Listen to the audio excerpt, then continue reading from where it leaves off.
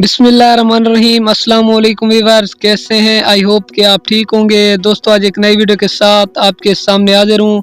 दोस्तों आज का टॉपिक बहुत ही इंटरेस्ट होने वाला है। आज मैं आपके लिए बहुत ही अमेजिंग वीडियो लेकर आया हूँ। तो दोस्तों चलते हैं वीडियो की तरफ। तो दोस्तों आज का मेरा टॉपिक है प्याज। दोस्तों आज आपको प्याज के बहुत सारे फ़वाद बताऊंगा। जैसा कि सब भाई जानते हैं कि प्याज हमारी रोज़मर्रा ज़िंदगी में इस्तेमाल होने वाली बेहतरीन सब्ज़ी हैं और इसे पूरी दुनिया में इस्तेमाल किया जाता है। दोस्तों मुकम्मल तफसील बताने वाला हूँ इस वीडियो में। वीडियो को एंड तक ज़रूर देखिएगा। अगर आप इस वीडियो को एंड तक देखेंगे तो आपके इल्म में इजाफा होगा।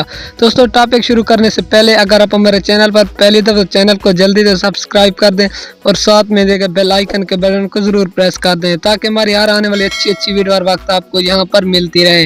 दोस्तों चलते हैं टॉपिक की तरफ। प्याज नहायत ही मुफीद और ग़िज़ा का ज़रूरी जुज़ू है। तासीर गर्म है, शुद्ध खौलात और खूब भूख लगाता है। दफ़ा कब्ज़ और हज़म है। रूह को तहलील करता है। कुए बाह के लिए मुफीद है। पेशाब और हैज़ को जारी रखता है। अलगर्ज प्याज गरीबों की कसूरी का काम करता है।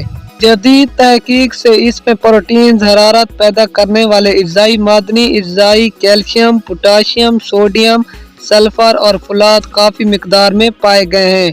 चूँकि हमारे जिस्म से गंदा खारिज होती रहती है, इसलिए इस कमी को पूरा करने के लिए प्याज ज़रूरी खाने चाहिए। पका कर खाने की निस्बत अगर कच्ची खाई जाए तो जिस्म में गंधक पैदा करने के अलावा खुराक के हज़म करने में मदद देती है।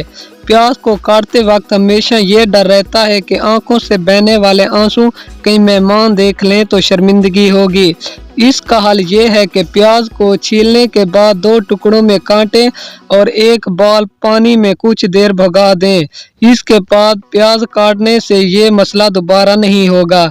इस तरह करने से प्याज काटने के बाद हाथों से बदबू भी नहीं आएगी। प्याज कच्ची खाई जाए तो मुंह से बदबू आ जाती है। इसका हल ये है कि प्याज खाने के बाद अगर धनिया चबा लिया जाए तो मुंह से बदबू नहीं आएगी।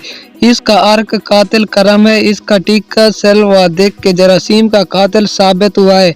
फ्रांस में इसे मकवी और मुहर्रिक के दवा के तौर पर इस्तेमाल किया जाता है।